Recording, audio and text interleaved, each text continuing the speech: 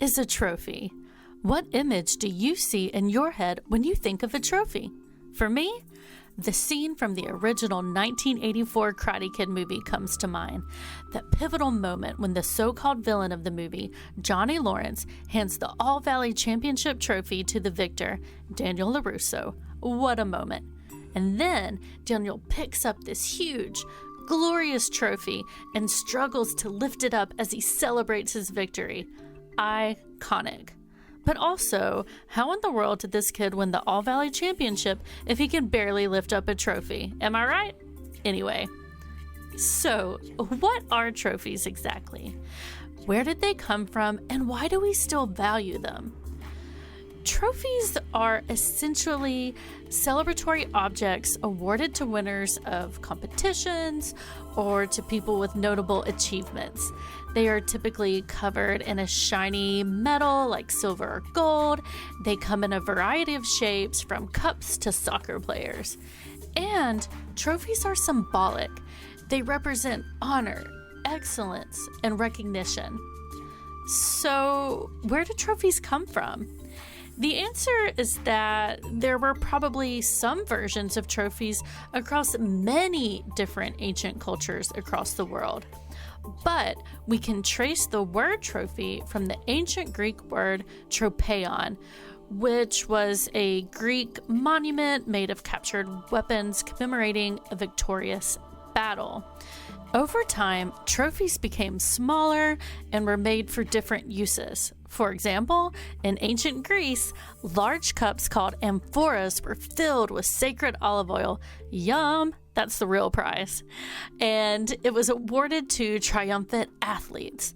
The amphoras often depicted scenes from the athletic event the trophy would be a prize for, like this amphora depicting a chariot race ran in honor of the goddess Athena.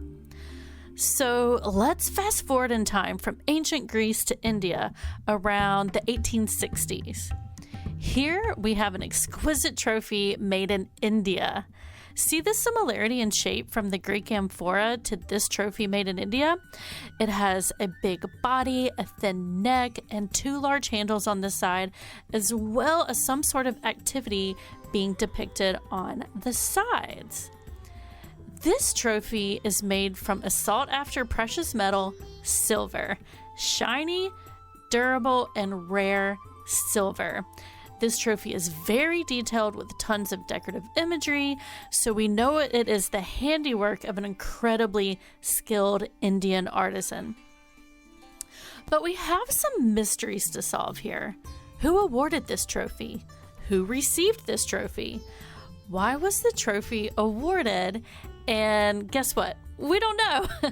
So let's investigate this trophy, see what we can identify, and come up with a theory.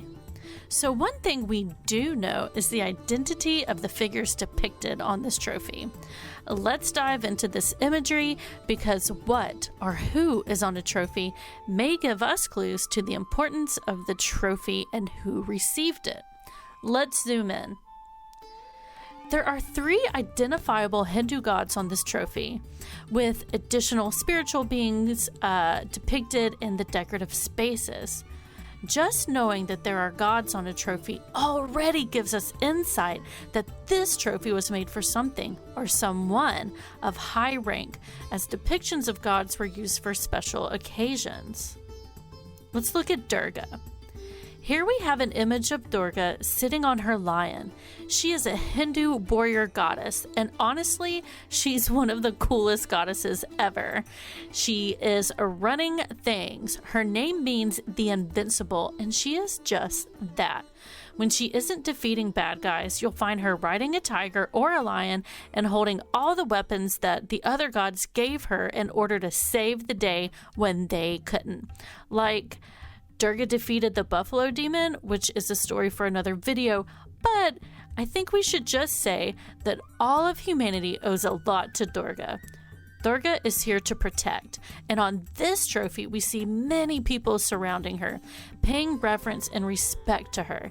The attention to detail lets us know this trophy was quite important. On the other side of the trophy is Sarasvati strumming the veena. She is the Hindu goddess of knowledge, learning, and music. And yes, she is a total rock star.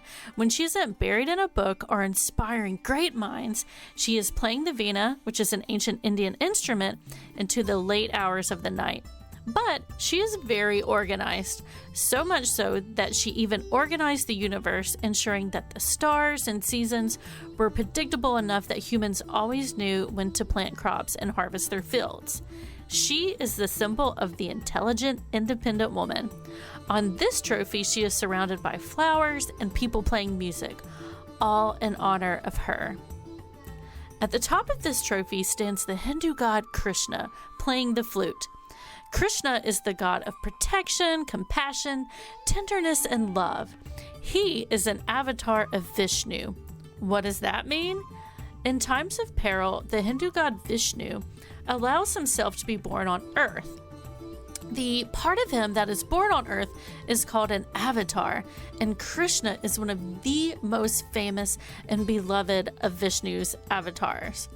As a child, Krishna was mischievous and playful, known for stealing butter. As a youth, he was known for stealing the hearts of all those around him. When he isn't advising and helping people through tough times, you'll find him playing the flute, allowing music to provide harmony and peace. He is on the top of this trophy, signifying his importance. Now let's zoom out on this trophy and take a look at the handles. These are dragons. Dragons are very common in Asia. However, these do not look like East Asian dragons, who look more closely like a slithering flying snake. These dragons look more like dragons you find in European imagery, especially with that curly, cute tail. European dragons are typically thought of as maybe scary and greedy for wealth. So what is the story with this trophy? Let's look at the clues. We have strong and influential Hindu deities who together represent protection, knowledge, music, and compassion. But we also have Germanic dragons that almost look like they're protecting this trophy. Like the trophy and the gods are the wealth that the dragon wants to obtain. So, what could be the purpose of this trophy? Maybe it celebrates the partnership between two places or cultures, like India and Europe. Maybe this trophy was awarded to a world leader or diplomat. We may never know the occasion for which this trophy was awarded, but we will absolutely continue to research it. So what about you? What imagery would you want on a trophy? How would you like to be honored? What imagery would make you feel like you truly were being recognized? Here's an assignment if you choose to accept it. Design a trophy. Sketch out the idea on paper or even make one out of clay. We at the Birmingham Museum of Art would love to see what you come up with.